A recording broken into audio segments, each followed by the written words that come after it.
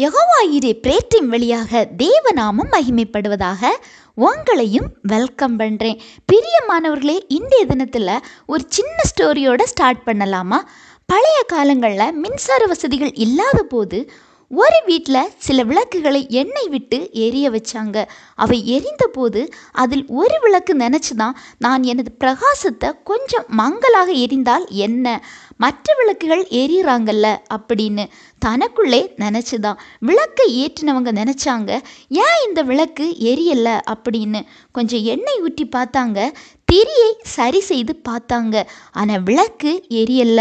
எனவே உடனே அதை அணைத்து ஒதுக்கி வச்சுட்டு அதே இடத்துல இன்னொரு விளக்கை எரிய வச்சாங்களாம். அப்போது புது விளக்கிடம் இந்த விளக்கு சொல்லிச்சான், நான் அந்த இடத்துல எரிய விரும்புகிறேன் அப்படின்னு. ஆனால் புது விளக்கு சொல்லிச்சான், இல்லை, நான் ஒன்றுமே பண்ண முடியாது, உனக்கான நேரம் முடிந்து விட்டது அப்படின்னு.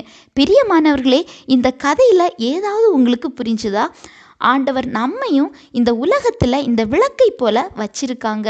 ஆனால் அவருக்காக வாழ வேண்டிய, தேட வேண்டிய காலத்தில் நீங்கள் பிரகாசிக்காமல் அவரை தேடாமல் இருந்தால் உங்கள் மேலே ஆண்டவர் வைத்திருக்கும் ஆசீர்வாத வாக்குத்தத்தங்கள் எப்படி நிறைவேறும்?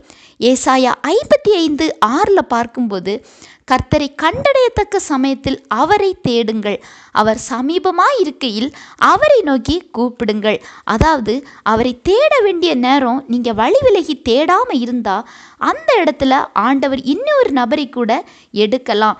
இந்த நேரம் ஆண்டவர் உங்ககிட்ட சமீபமாக இருக்கிறாங்க. எனவே நீங்கள் கூப்பிடுங்க, ஆண்டவரை விலக விடாதீங்க. பிரியமானவர்களே, நீங்கள் யாராவது அப்படி இருந்தால் இது உங்களுக்கான வார்த்தை.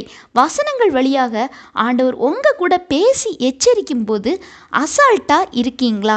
இதுதானே என்று நினைக்கிற ஏதோ ஒரு காரியம், ஒரு பாவம் உங்களை பிரகாசம் இல்லாமல் ஆக்கிடலாம். எனவே உங்களை ஆராய்ந்து பாருங்க. அப்படி ஏதாவது காணப்பட்டால் இன்றைய தினமே நீங்கள் உணர்வடைங்க. சரியா? ஆண்டவர்கிட்ட உங்களை விட்டு கொடுங்க. ஏற்ற நேரத்தில் உங்கள் நிலைகள் மாறும், உங்கள் வாக்குத்தத்தங்கள் நிறைவேறும். ஆண்டவர் உங்களை பிரகாசமுள்ள விளக்காக பயன்படுத்துவாங்க. இந்த செய்தி உங்களுக்கு பிரயோஜனம் உள்ளதாக இருந்திருக்கும் நம்புகிறேன். ஆண்டவர் தாமே இந்த வார்த்தைகள் மூலம் உங்களை ஆசீர்வதிப்பாராக.